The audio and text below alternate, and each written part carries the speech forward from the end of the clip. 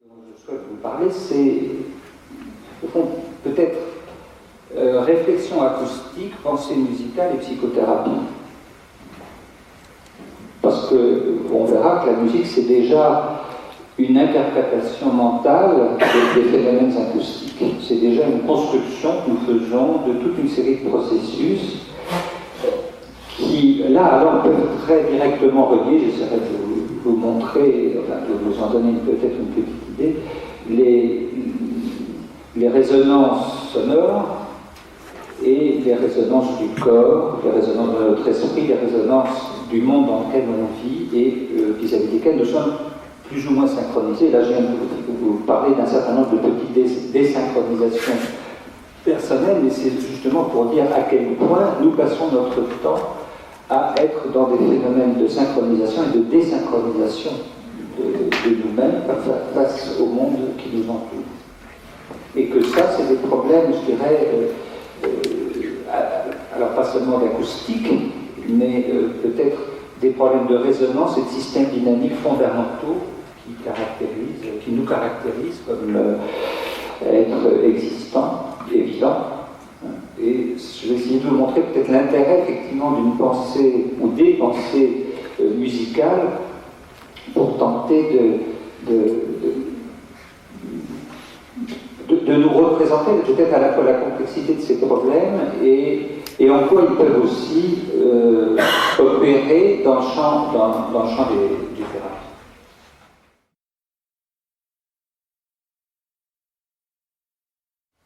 Au départ, et que j'ai été en crise en janvier 68. Quelques mois avant mai, là aussi il y a eu un décalage. Et là j'étais un peu en avance dans la crise. Donc je me suis dit, est-ce que je fais de la musique, est-ce que je fais... Enfin, j'avais pas envie de faire la médecine. Je voulais faire éventuellement faire la psychanalyse, mais ça m'intéressait pas beaucoup de faire de la médecine. Et puis en janvier 68, donc, on avait invité des musiciens professionnels qui étaient des post-cagiens, qui faisaient des happenings, c'était quand même une ambiance tout à fait particulière. Et là, j'ai donc complètement décroché des études de médecine, j'étais en 3e année, on a fait un concert, enfin on a même fait des concerts entre professionnels et amateurs. Il y a eu un happening tout à fait étonnant dans le théâtre municipal de Clermont-Ferrand, qui a étonné un petit peu toute la bourgeoisie locale. Et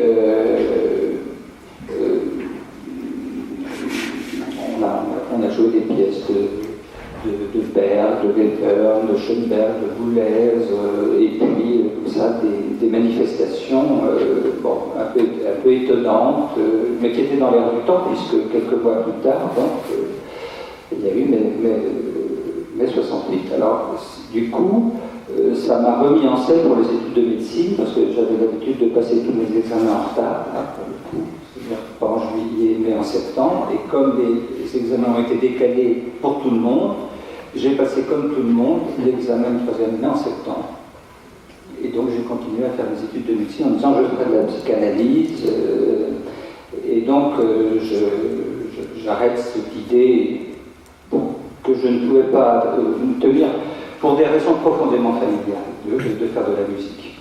Parce qu'il y avait une opposition très, très forte, très puissante du côté parental et surtout paternel à l'idée que je puisse me mettre à faire de la musique. Et donc je me suis dit, et puis j'avais de profonds doutes quand même personnels aussi par rapport à cette possibilité. C'est quand même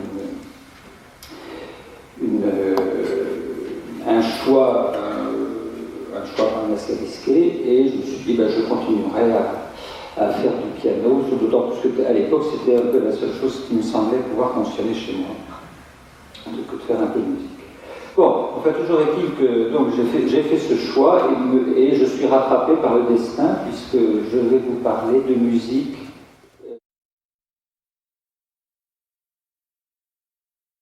La question qui peut se poser, c'est de savoir quelles sont les relations qui existent entre oscillation et émotion, voire pensée acoustique et pensée musicale. Les phénomènes d'acoustique, là dont je vous ai donné quelques petits exemples, bon, sont déjà, comment dire, sont à disjoindre du phénomène de la musique en tant que tel. Parce que la musique, c'est déjà une construction culturelle qui va, en quelque sorte, mettre un ordre au phénomène acoustique. Le problème, c'est que cet instrument, par exemple, il est déjà complètement préconstruit avec des échelles de valeurs qui nous viennent, au fond, de ce que Bach a fondé en proposant ce qu'on appelle le tempérament égal.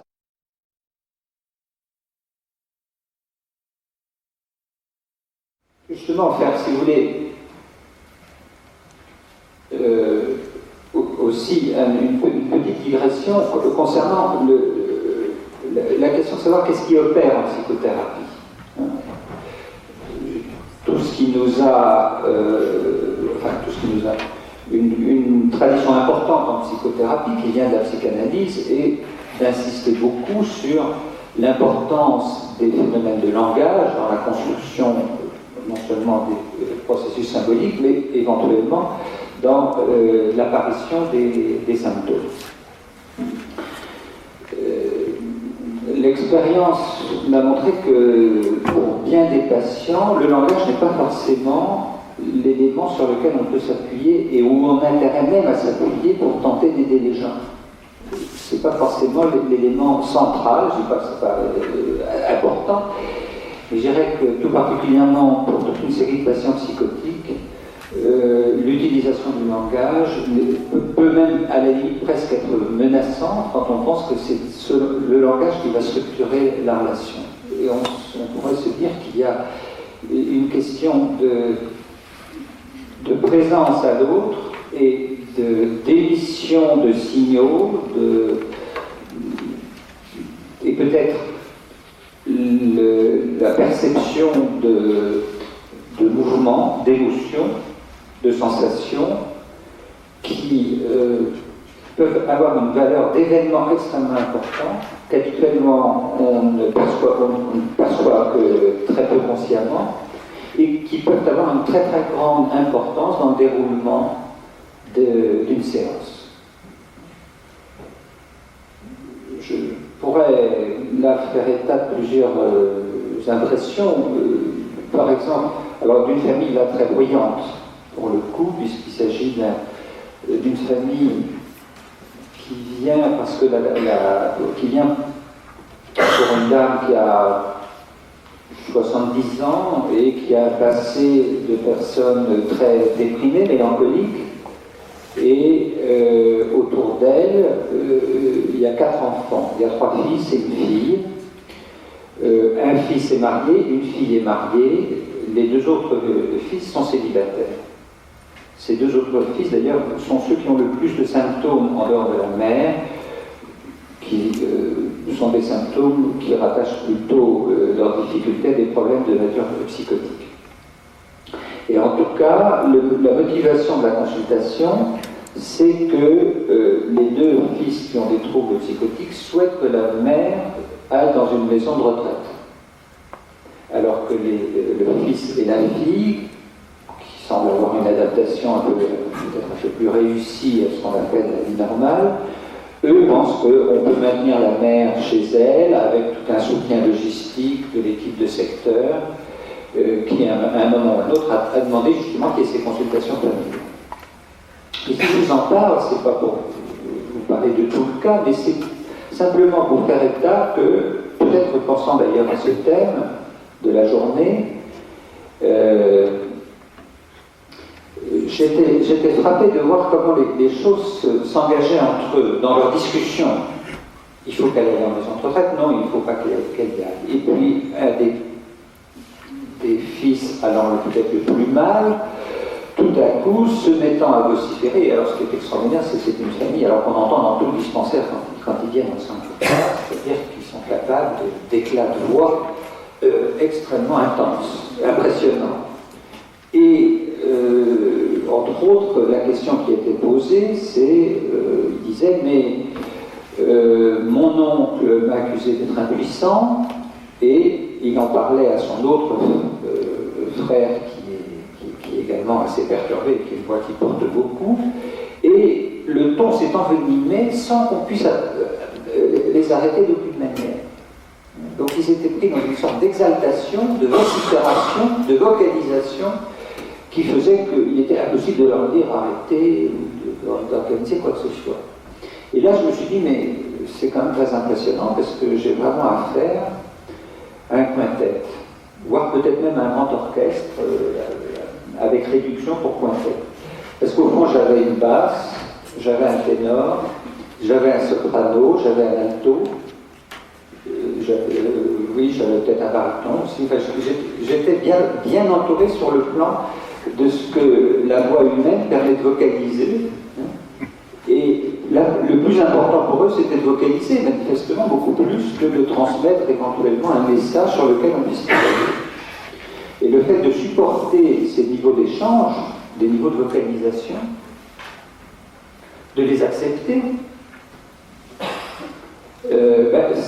c'était déjà peut-être une première étape qui permettait de tenir compte de ce qui se passait et de ne pas plaquer des modèles qui de toute façon n'auraient pas pu fonctionner.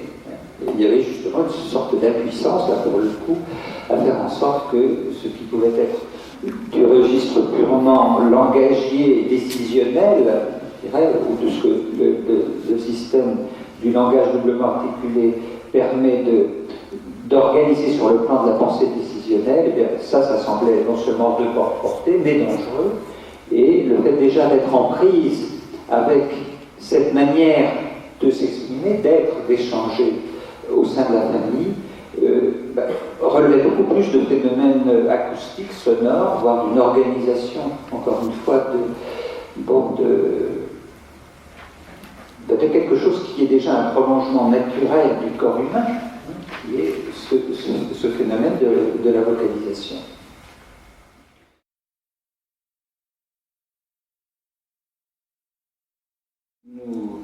Nous percevons toute une série de signaux et dont nous exprimons toute une série de signaux. Il est peut-être intéressant de différencier par exemple le monde sonore et le monde visuel. Et on se rend compte que, et sur le plan des cosmogonies, c'est-à-dire de l'histoire du monde, de l'univers, que sur le plan même de l'ontogenèse, c'est-à-dire de la manière dont le tout petit vient au monde, c'est peut-être intéressant de voir comment nous représentons la manière dont petit à petit les phénomènes perceptifs, sensoriels et expressifs se mettent en place. Je ne sais pas si vous avez remarqué, mais dans la formulation du Big Bang, il y a l'idée que ce Big Bang serait une formidable explosion initiale, vue surtout sous l'angle d'une espèce d'immense rayonnement lumineux, et on insiste beaucoup plus sur la dimension lumineuse, à ceci près que le terme même, Big Bang, fait plus référence à un phénomène sonore. Je ne sais pas d'ailleurs si vous avez remarqué, mais le Soleil qui brille plus ou moins est censé être le siège d'une espèce d'énorme explosion thermonucléaire incessante. Pourtant, nos oreilles ne souffrent pas trop de cette explosion thermonucléaire. Nous pouvons éventuellement avoir les yeux brûlés, mais nous sommes protégés du bruit que serait censé faire cette énorme explosion.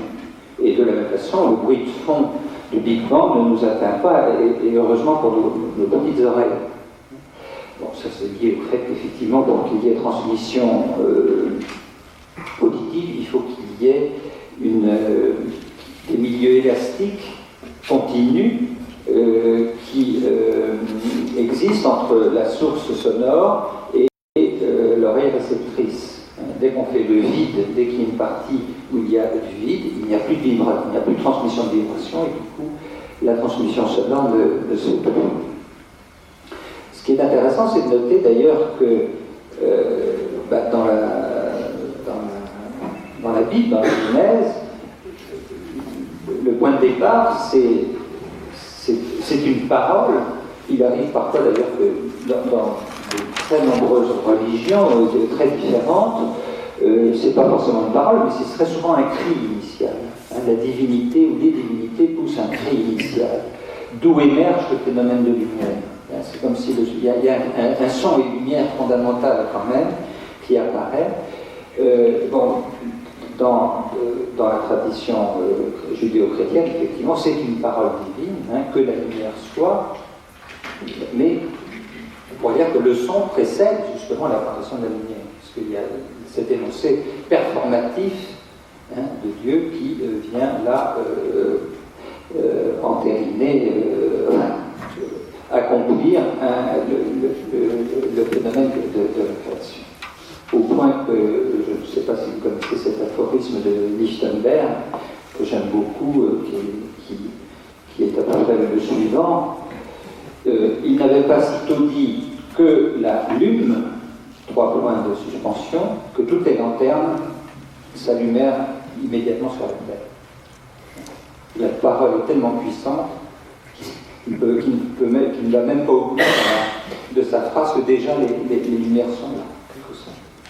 C'est une petite parenthèse, une petite blague. Bien. Quand on voit ce qui arrive au nourrisson, eh bien, les premières sensations sont manifestement cutanées, mais également sonores, déjà dans le ventre de la mère.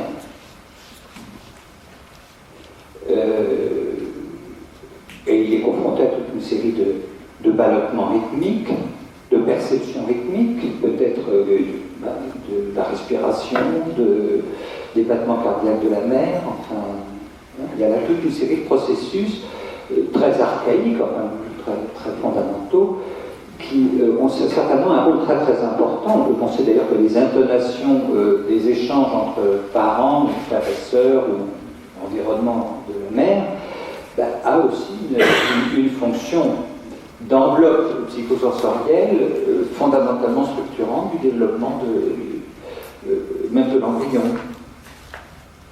Et puis je ne sais pas si vous avez remarqué, mais quand l'enfant sort du ventre de sa mère,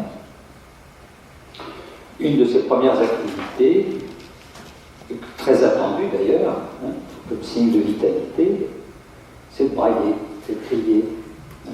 Le cri est vraiment le prolongement premier, si je puis dire, ou second, comme vous voulez. Enfin, il est là comme un élément qui assure même, je dirais, le relais de la séparation du corps à corps, de la continuité des corps.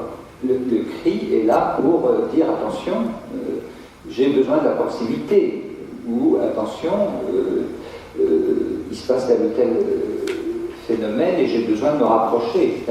C'est un signal qui prend immédiatement le relais, en tout cas, du contact cutané. Et les phénomènes les pleurs du nourrisson peuvent signifier des tas de choses, on sait bien, je ne vais pas faire un cours sur l'ontogénèse du développement de l'enfant, mais c'est simplement pour souligner que cette dimension vocale, sonore en tout cas, est extrêmement précoce, bien avant que l'enfant et la mère d'ailleurs ne se reconnaissent au niveau visuel, en quelque sorte. Alors, la reconnaissance de la mère par l'enfant au niveau vocal ne se fait sûrement pas immédiatement, mais simplement ce que je voulais souligner, c'est qu'il y a là un indicateur extrêmement puissant de la façon dont les émotions vont se réguler, tant chez la mère que chez le nourrisson, au travers de l'utilisation des phénomènes sonores et des phénomènes acoustiques. Et ça peut prendre cette vocalisation peut avoir une valeur de signalisation du plaisir, mais de la détresse, de la souffrance, d'une demande d'alimentation, etc. Toute une gamme possible. On pourrait également souligner combien cette dimension de la vocalisation, de la vocalité dans le monde animal a un rôle extrêmement important pour tout ce qui est signalisation du danger, hein, des cris d'alarme, éventuellement très communicatifs d'un congénère à l'autre, mais ce sont aussi, vous avez également toute la signalisation des comportements de cours, donc tous les phénomènes de séduction et d'amour, entre guillemets, et puis toutes les vocalisations qui sont plutôt du registre de l'agressivité, de la réalité, et éventuellement du combat entre congénères. Et on voit donc que le monde sonore va se différencier en fonction de ces différents, registres. Et on va le retrouver en musique.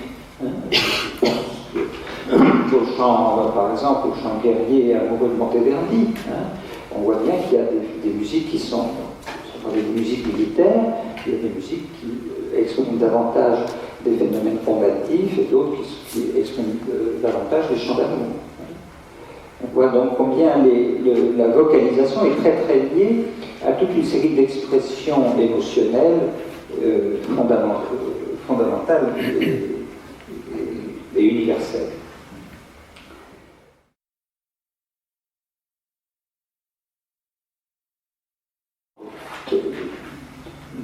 D'accompagner par le chant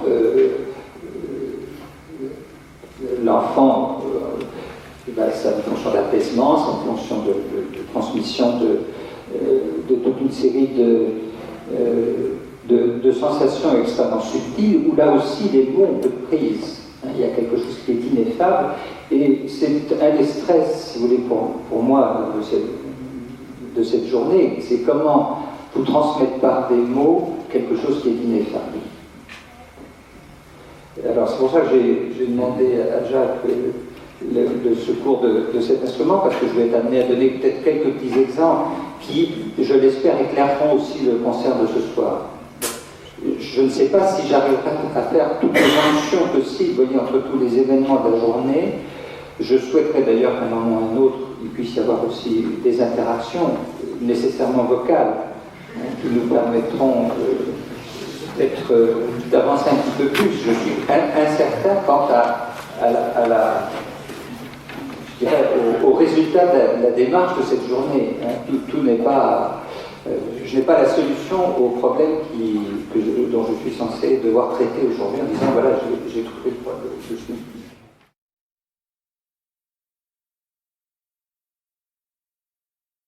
Et là, je vais t'amener à vous parler un peu d'acoustique. Apparemment, vous allez voir, ça peut paraître un peu loin de la thérapie, mais pour résumer mon argument, au fond, le terme de résonance, c'est un concept qui vient de la théorie des systèmes dynamiques. Et je serai amené à vous parler un petit peu aussi de la théorie des systèmes dynamiques. Donc, je pense qu'un des thérapeutes familiaux qui est le plus proche de ce type de raisonnement, c'est Murray Bowen. Il raisonne beaucoup en termes de système dynamique. Quand il parle donc de choc émotionnel, quand il parle même d'indifférenciation, de différenciation des cercles, quand il parle, qu'est-ce qu'il a encore comme...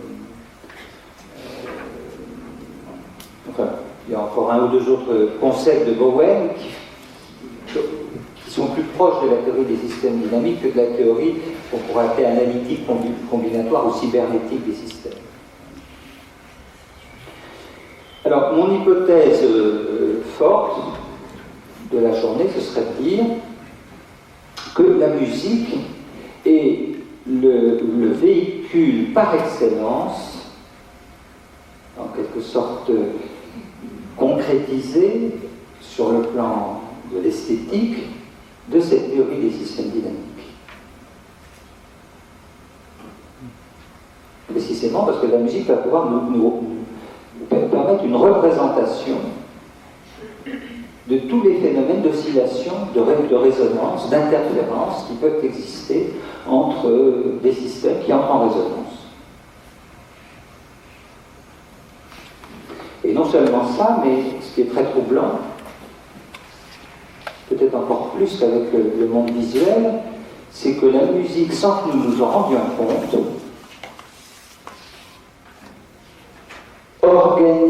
nous permet d'organiser sur le plan de la perception des sons des rapports mathématiques très profonds. C'est-à-dire que notre oreille est congruente avec des rapports fractionnaires qui sont liés justement à ce que représentent, aux fréquences que présentent les sons.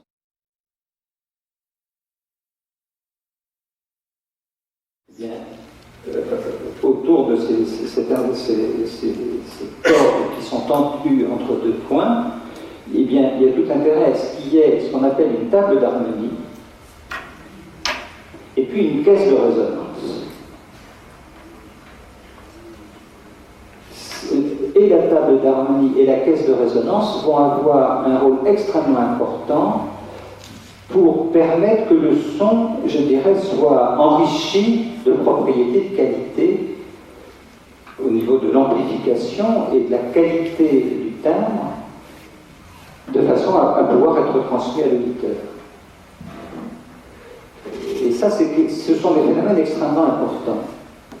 Je pense que souvent, avec des patients psychotiques, le fait de recevoir les gens en famille, moi, c'est pas seulement pour voir quelles sont les interactions les uns avec les autres, c'est que bien souvent, j'ai le sentiment que les proches peuvent fonctionner comme des tables d'harmonie ou des caisses de résonance. C'est-à-dire qu'ils vont apporter des éléments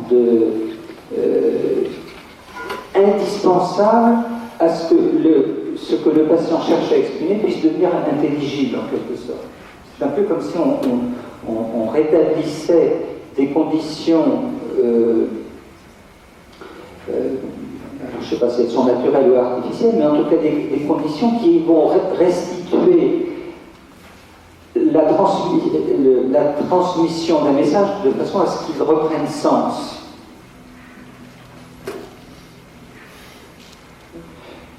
Ça m'avait beaucoup frappé avec un patient qui avait des troubles psychotiques très très lourds, qui était crises d'agitation fréquentes, qui avait l'habitude de faire des crises plastiques où il cassait tout et il avait été hospitalisé à plusieurs reprises. Et il avait la fâcheuse habitude de venir très, très rapidement dans le champ de l'interlocuteur, de l'envahir en quelque sorte. Et moi, il me donnait l'impression, quand il parlait comme ça, qu'il était strictement inaudible. Et c'est vrai que c'était une sorte de tête à claque. On avait envie de gifler, de le repousser, et tout ça. Et de la minute où je l'ai reçu avec ses parents, sur l'indication d'un collègue, je me suis rendu compte que tout à coup, sa parole devenait audible, devenait intelligible. Alors même que ses deux parents eux-mêmes avaient eu des troubles psychotiques par ailleurs, tout se passait comme si l'environnement, en quelque sorte familial, avait une fonction qui faisait que les messages pouvaient prendre une résonance significative. Comme si les contextes d'émission, d'expression des échanges prenaient un sens. Alors, ce n'était pas forcément un sens, encore une fois, lié à l'utilisation uniquement des mots.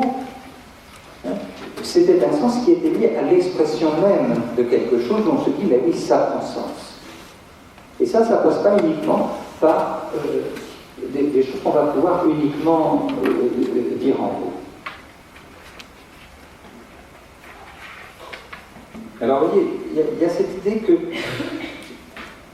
il faut une...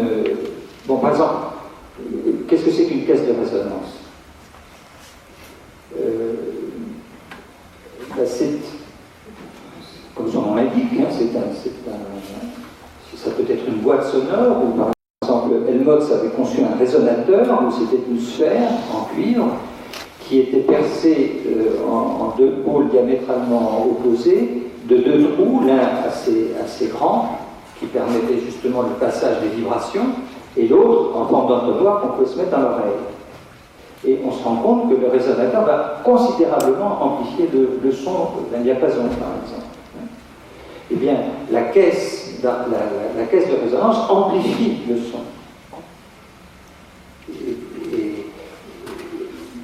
Et de la même façon, pas de la même façon, mais la table d'harmonie, elle, va assurer une sorte de continuité dans la résonance. Puisque la table d'harmonie elle-même va se mettre à vibrer. Et on voit qu'il y a là des choses extrêmement subtiles qui vont se mettre en œuvre, si je puis dire, entre cette corde qui est frappée. Éventuellement, quand on lève tous les épivoires, les autres cordes elles-mêmes vont se mettre aussi à vibrer. Et cet ensemble va entrer en résonance avec la table d'harmonie qui elle-même va vibrer à sa propre fréquence. Vous voyez ? Ceci amplifié dans la caisse de résonance de l'instrument, que ce soit le violon, la guitare, le piano. Bon. Et puis ensuite, il y a encore un autre niveau qui est extrêmement important dans l'émission du son, en musique en tout cas. C'est la salle dans laquelle le son de l'instrument est émis. Parce que ces vibrations sonores, eh bien, elles vont aller jusqu'aux parties solides, c'est-à-dire au mur, au plafond, au sol, et elles vont se réverbérer. Il va y avoir des phénomènes de réverbération, voire d'étouffement, d'atténuation des vibrations. Et les problèmes d'acoustique des salles de musique, ce sont des problèmes d'extrême difficulté. Il y a des salles où le son d'excellente qualité, des salles où le son est de très mauvaise qualité, et il est très difficile de déterminer de façon scientifique quels sont les critères qui font que le son va bien sonner dans un endroit et mal sonner dans un autre. Bien plus, on sait, par exemple, dans les églises avec les orgues, que selon la place que l'on a dans l'église, eh bien, on va très bien entendre, ou au contraire, le son va devenir complètement mauvais ou confus.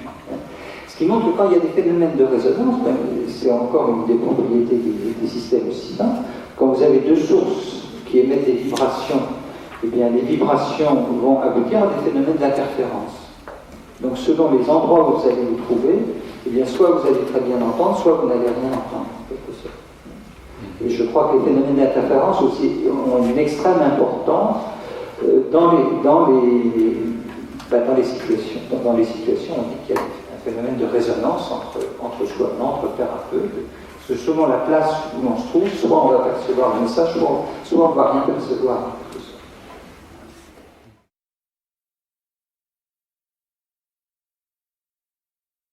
Aussi, surtout en thérapie familiale avec des patients psychotiques, ce petit aphorisme zen, qui est que quand vous vous ennuyez au bout de 5 minutes, essayez-en 10.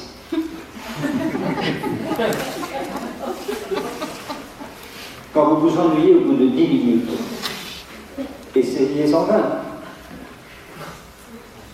Etc. Et au bout d'un certain temps, vous verrez qu'il s'est passé quelque chose de tout à fait intéressant. Je trouve que moi, ça me sert. Vous voyez que bon, ça ne sert peut-être pas à tout le monde. Hein. Mais quand même, j'ai assisté à une autre expérience qui était assez voisine. Il s'agissait de la rencontre d'un violoncelliste occidental, ethnographe également, qui avait cherché à rencontrer son homologue Boshiman. Vous savez, les Boshimans, c'est ce peuple dit primitif, le premier, et où le musicien qui joue effectivement d'un instrument à cordes, à peu près de la taille d'un violoncelle, c'est pas un violoncelle, hein, mais bon. Alors il a essayé d'échanger avec lui. Et c'était vraiment le musicien réputé dans la communauté de la peuplade qu'il a rencontré. Et ils ont essayé d'échanger. Et ce qui était fascinant, c'était d'une certaine manière combien le musicien occidental, face au musicien boshiman, avait quelque chose de ridicule. Pourquoi ? Parce que quand le musicien bochimant prend son instrument, c'est pour rythmer les grands moments de la vie, les grands moments du jour, des saisons, de la vie de la communauté, des fêtes, etc. Il est là comme quelqu'un qui rythme, qui signale, qui symbolise. Quand le violoncelliste occidental, ou le pianiste que je vais tenter d'être ce soir avec vous, se met en scène, qu'est-ce qu'il fait? Il fait une espèce de prestation narcissique, qu'on le veuille ou non. Il met en acte une sorte d'activité qui met en avant la performance, la prestation. Il y a un enjeu. Il y a un enjeu dans l'action et dans la performance. Il n'y a pas du tout dans le rapport de la musique du musicien bochimant, ou d'ailleurs dans la musique de John Cage. Vous voyez? Donc, la manière même dont on conçoit la musique va énormément varier selon les cultures et selon la façon dont on l'investit, dont on s'en sert. La musique occidentale n'est qu'un cas tout particulier, une forme d'expression tout à fait particulière parmi bien d'autres possibles.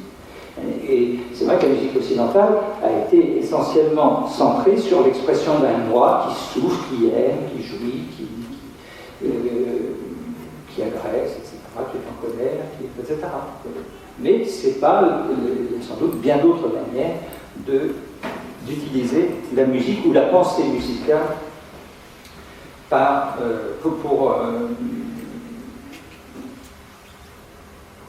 pour que l'être humain s'exprime.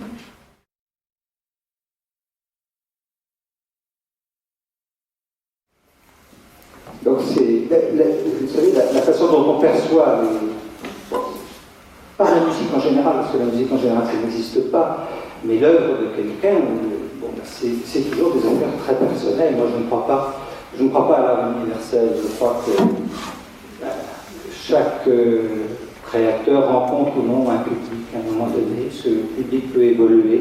Certaines œuvres ont une espérance de vie très grande. D'autres vont avoir beaucoup de succès et l'espérance de vie sera très, très limitée, très éphémère. Bon, voilà. En 1930, Schoenberg écrivait des écrits tout à fait passionnants. Le public, je n'en ai pas. Un peu sous une forme de boutade, mais pour dire que surtout les relais des critiques qui rendaient compte éventuellement de sa musique étaient extrêmement défavorables, parce qu'effectivement, Schoenberg dérangeait énormément. Ça ne veut pas dire que la musique contemporaine n'est pas un public. Mais c'est un débat encore très profond, d'ailleurs, c'est un petit peu comme ça qu'on a commencé, Jacques et moi, sur la question de savoir pour Beethoven, puisqu'on parlait là, alors un autre niveau de l'impact qu'un musicien peut avoir, même sur le plan de, je dirais, d'une culture globale, politique, voire même, entre les totalitarismes qui peuvent récupérer tel chant, hymne, ou telle musique. Parce que bon, la 9e a pu servir de caution à la fois au nazisme et à un hymne européen. Donc c'est troublant, parce que la musique en elle-même pourrait apparaître neutre, mais peut-être pas si neutre. Je peux vous garantir que le marteau sans maître de Pierre Boulez ne servira pas d'hymne européen. Bon. À la limite, peut-être Shostakovich y arriverait, parce que c'est peut-être plus facile à écouter. Bon. Mais tout ça pour dire que, vous voyez, le rapport du créateur, en particulier en musique, et à son public, est toujours un rapport qui non seulement va pas de soi, mais qui peut faire l'objet d'une très très grande violence. La musique adoucit les mœurs, mais pas forcément avec n'importe qui, et je dirais que parfois il y a un rapport qui peut être extrêmement violent dans la manière dont la musique, au contraire, impose quelque chose. On est obligé de choisir ses contextes, d'ailleurs, pour jouer de la musique, sauf à la fête de la musique à Paris, en France, où là, ça devient effectivement une cacophonie généralisée qui gêne beaucoup de monde, mais qui fait plaisir certainement à un certain nombre. Je veux dire, l'expression de la musique suppose un contexte pour que cette expression prenne un sens, là aussi.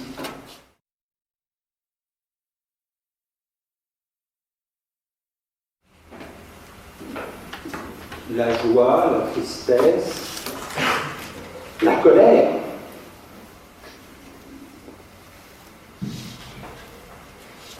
L'inquiétude, l'angoisse. Je vous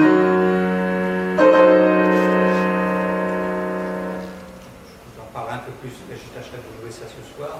Je suis encore debout.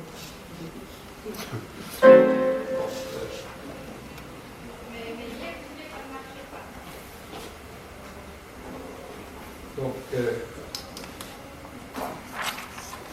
la colère. Tu as dû toucher au bouton. Bon, la tristesse, je dis, la surprise, l'étonnement. Là, il y a des choses parfois tout à fait troublantes en plan musical. Bon, parmi les émotions primaires, si on met également le dégoût et le mépris, c'est un peu difficile d'exprimer en musique. Sinon que peut-être certaines musiques vont vous apparaître dégoûtantes ou maîtrisables. Mais l'exprimer en musique, c'est un petit peu plus délicat. La musique peut exprimer l'humour. Il n'y a pas eu beaucoup de musiciens toujours très drôles. Surtout dans la musique savante, par définition, ils ne sont pas forcément drôles. Mais il y a quand même quelques petites choses amusantes. Bon, bien sûr, il y a le fameux duo des chats d'Orsini, mais il y a quand même toute la musique d'Eric Satie, bien sûr. John Kay mérite le détour. Si je me sens particulièrement en forme avec vous, et avant le concert de ce soir, je vous donnerai dans l'intégralité une œuvre de John Kay tout à l'heure. Si vous êtes bien sage avec moi, si vous ne me faites pas trop de misère.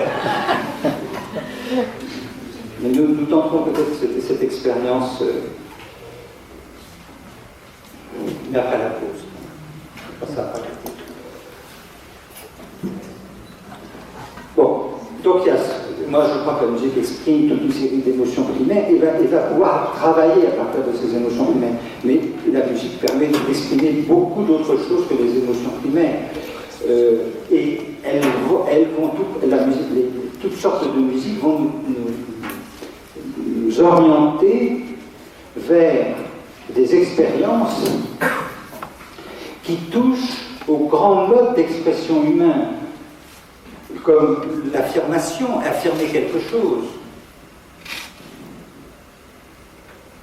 ou comme interroger, questionner. Très souvent, la musique nous laisse entrevoir quelque chose comme ça. Est-ce qu'on est dans de l'affirmation, dans l'interrogation? Souvent, on est en suspens.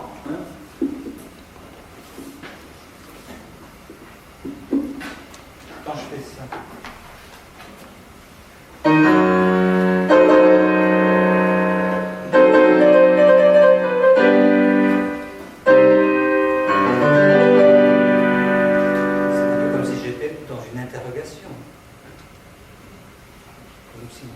Un énorme questionnement était posé. Il continue.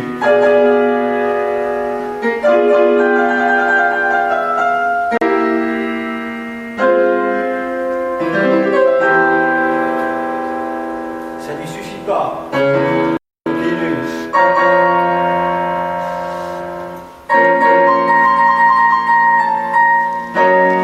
Ah tiens, c'est comme s'il avait trouvé une solution. Pas vous?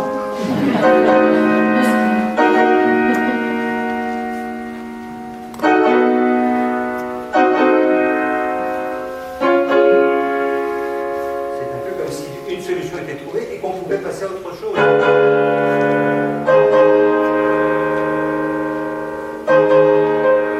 Etc. Il y a là tout à coup un déroulement. Il est là élaboration. Un déroulement, une élaboration, mais qui sont vraiment des expériences de pensée où on est très loin d'une émotion primaire, même s'il nous a composé tout l'amour que j'ai pour toi. Parce que Beethoven a cette propriété tout à fait extraordinaire que d'avoir réussi quand même à imposer quelques tubes encore à notre époque.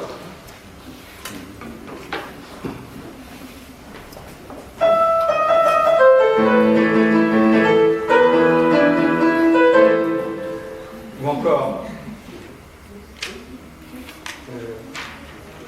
mais sachez plus en quel ton c'est pourtant dans la symphonie arrive.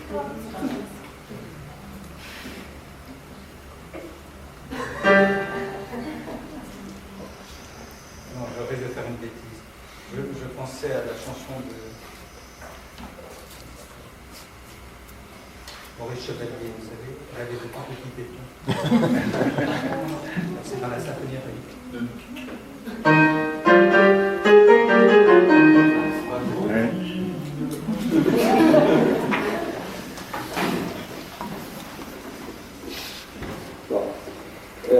Donc Beethoven a réussi à la fois à composer des airs très populaires et à composer des musiques dont on a pensé pendant des décennies, voire peut-être un demi-siècle, voire un siècle entier, que c'était une musique manifestement composée à un sourd qui ne voyait pas, qu'il n'entendait plus ce qu'il faisait. Je me rappelle que pour mon prof de piano, le dernier Beethoven, c'était toute la musique. Bon.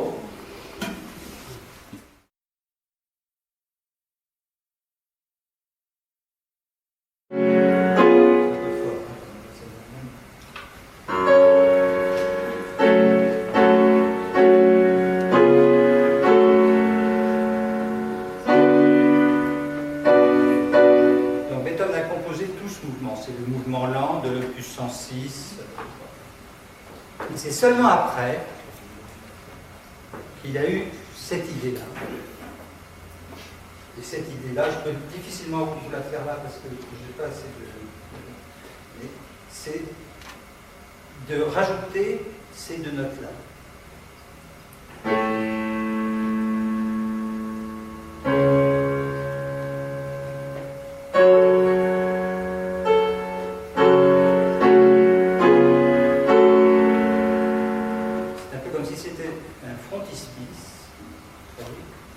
Ça paraît rien.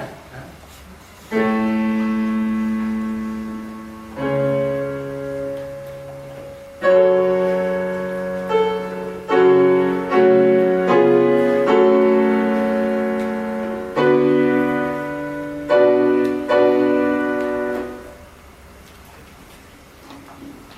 Vous voyez, deux petites notes comme ça vont pouvoir complètement transfigurer, rééquilibrer quelque chose. Un immense ensemble. C'est vrai aussi en thérapie, c'est parfois sur des petites touches et parfois des échanges émotionnels. Là, encore une fois, je crois beaucoup à des phénomènes qui passent. Et sur les mots, leur importance, ne faites pas dire ce que je ne dis pas, mais je crois qu'il y a des tas de choses qui vont circuler de corps à corps, au niveau émotionnel, au niveau rythmique, au niveau de ces vibrations, de ces interférences, voire au niveau justement aussi de cette déconnexion entre les niveaux émotionnels et les niveaux intellectuels, parce que pour moi ce qui me passionne dans la musique, c'est ce jeu continuel entre la possibilité d'avoir des émotions très intenses et en même temps une sorte d'abstraction intellectuelle qui fait violence par rapport aux émotions et qui peut être un outil, vous voyez, de connaissance de soi et du monde. Et je trouve qu'en thérapie, ça peut être aussi passionnant de se rendre compte, parce que la musique c'est à la fois quelque chose de très primitif et ça peut être quelque chose de très secondarisé, très élaboré. Et ça peut être donc un outil de penser au même titre que l'outil des mots du langage doublement articulé. Je crois qu'on peut penser avec des rythmes, avec des objets sonores qui peuvent se transformer, s'élaborer, s'opposer, développer, etc. Autour, vous voyez, d'énoncés qui peuvent avoir des aspects d'affirmation, de négation, de questionnement, de surprise.